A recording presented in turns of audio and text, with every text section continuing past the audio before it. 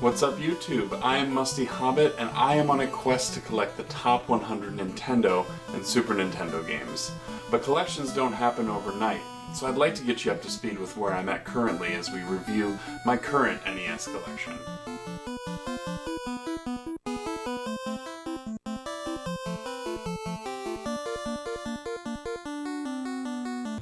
Now, I started collecting Nintendo games about 2 years ago, and when I initially started that, I was a little bit unguided. I didn't have a whole lot of focus on what I was looking for, and I found myself picking up things just for the sake of picking them up, and not necessarily that I knew anything about the game, but just because it was there.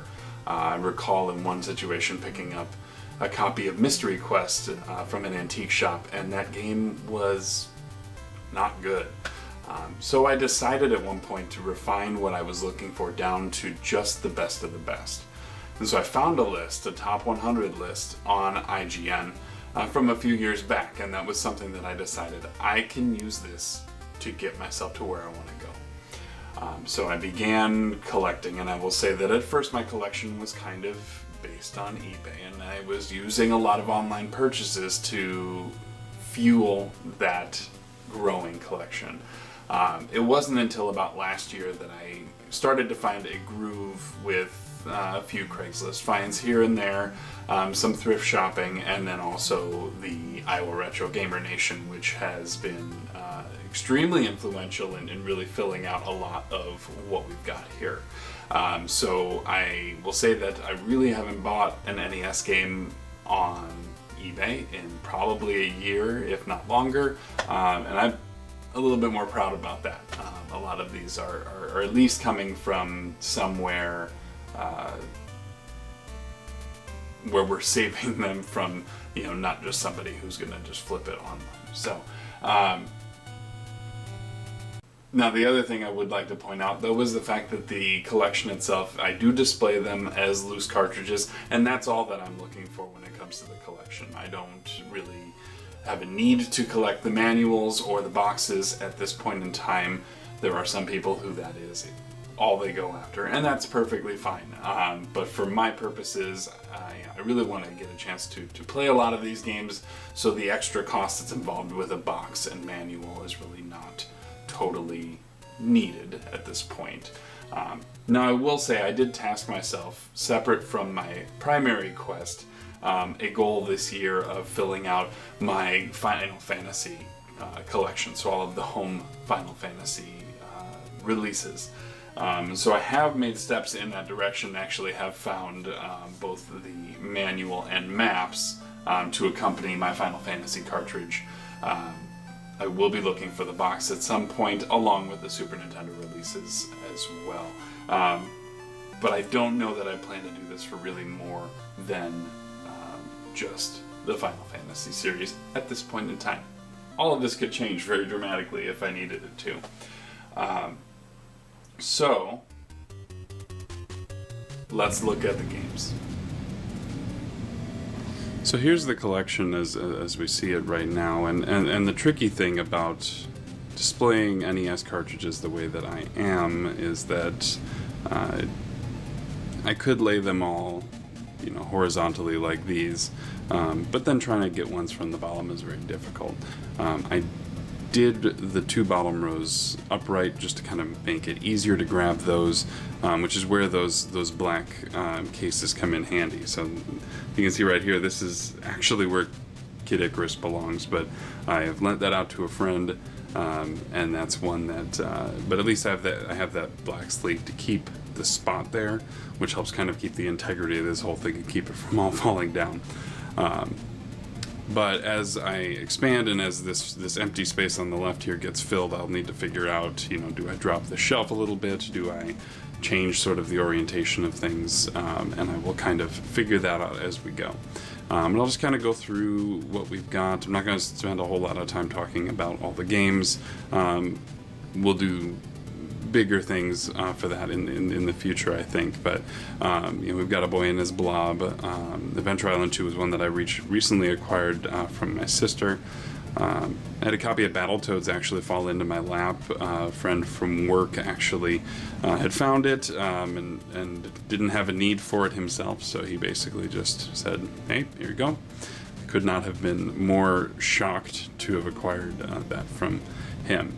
I do have a copy of Bubble Bobble, which is one of my favorite games on the system, and one that I am working on trying to get my wife to jump in and play some more of.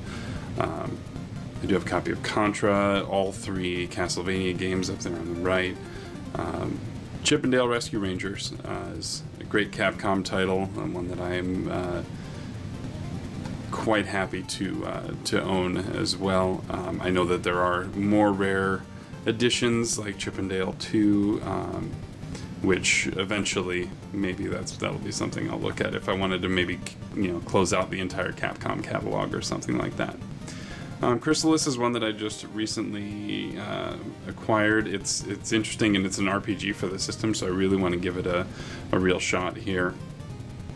Dr. Mario, again another puzzle game for the system, and one that is quite popular. I do have a copy of Duck Hunt, and that, if you look at the edges there, this is actually one of the 5-screw versions.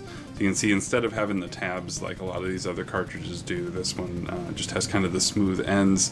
And this was primarily used on some of the earlier titles until they really decided that they could save a few pennies per cartridge by doing those tabs instead of doing the smooth 5-screw option. So some of the earlier titles have that. I have like 6 or so of them that are that style, but Duck Hunt is one of them.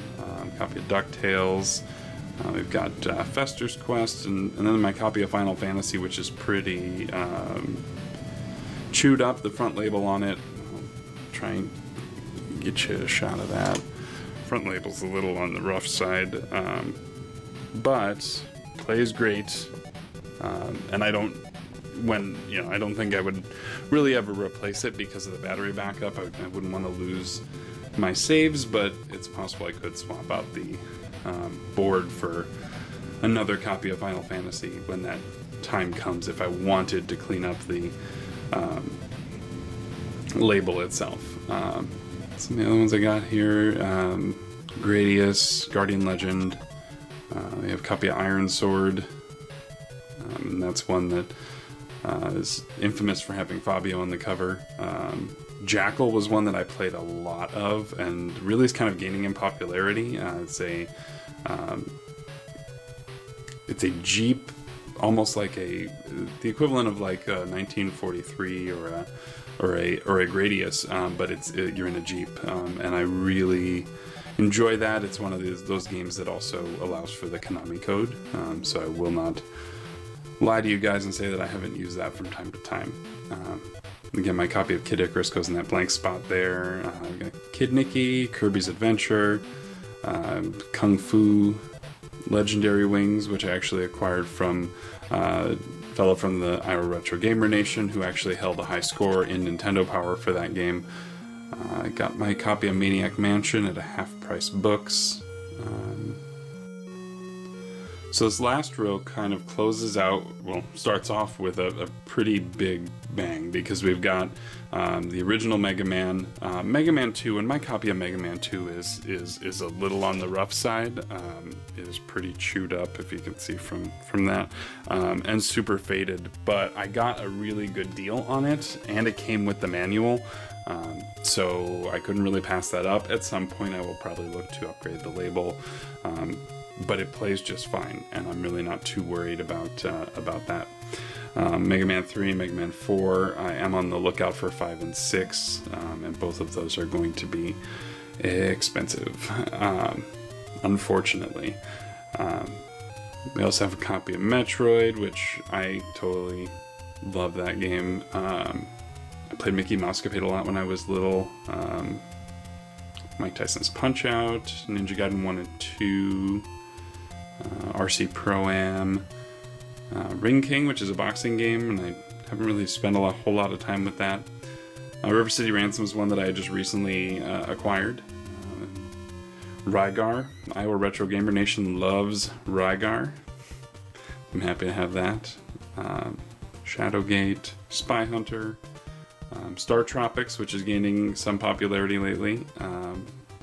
Super C, a sequel to Contra. I've got all three of the Mario Brothers, Tecmo Super Bowl, Tecmo World Wrestling, Turtles 1 and 2. And then I also have Willow, Wizards and Warriors, and then, pardon me, the Adventure of Link, Zelda 2. So that kind of fills out the 80 that I am at currently. Would like to kind of break out and actually show maybe some smaller videos, maybe highlighting some of the subsets within this, because there are a fair number of it. But all in all, I'm pretty happy with where things are at right now. And I would like to, work toward not only completing the collection, but at least getting this set to somewhere in like the 90 range at some point during 2016, and I'm hoping that should be fairly attainable. Now, it is important to point out that these aren't the only NES games that I do have. I did keep some remnants from the early collecting times because the games had some sort of significance to me. So I do have a small handful that I have hung on to that just aren't part of the 100, but they are ones that I knew that I wanted to hang on to. So I would like to point out those briefly, and one of them I think is kind of comical that it's not on the list technically, and that's Tetris. This is a game that a lot of people have lost a lot of time to, and it kind of started the whole puzzle craze when this was launched, primarily on the Game Boy, but also for the NES. Now there is a version of Tetris that is the Tengen version, which has the same sort of black cartridges clacks here, and that is part of the list. So I will be acquiring that at some point, but for the time being, I'm hanging on to this because this is the copy that I had when I was younger.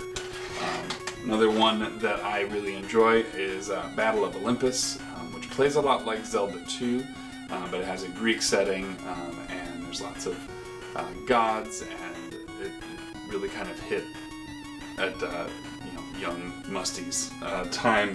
Really enjoyed that. Another one that I like a lot is Zexis. Try to pronounce it differently if you want. And this game by Hudson Soft, this game is a blend of a platformer and shooter along with a what people are calling shoot 'em ups. And it's really kind of interesting. You should really give it a shot if you have never played Zexis. I also have California Games. This is one that my wife really enjoys, and I had played a lot of that. I do have both combo cards of Mario and Duck Hunt, and then Mario Duck Hunt and World Class Track Meet. And I had this version when I was younger, because we eventually acquired a power pad, so there was a need to have all three.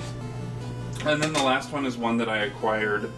If you've seen some of my earlier pickup videos, this is one that I acquired. I had won a drawing for the Iowa Retro Gamer Nation, and that is my copy of Vegas Dream, which I really have not had a lot of opportunity to play up to this point.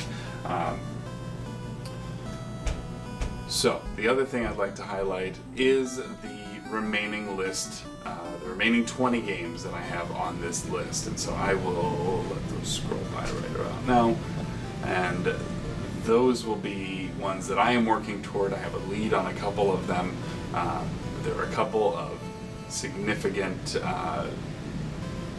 games and big purchases that I'm not exactly looking forward to, but it will certainly be something worth achieving when that time comes. So I'd like to thank you for coming by. Thank you for checking out my NES collection. I hope you stick around for Musty's Quest as I try to fill out both the remaining list here, and then I'll also be working toward my Super Nintendo collection, which I'm roughly about halfway there on that. And I'll be doing a similar video for that collection as well when I do go over that. So thanks for coming by. Again, I've been Musty. Take care of yourself, be good to each other, and we'll see you later.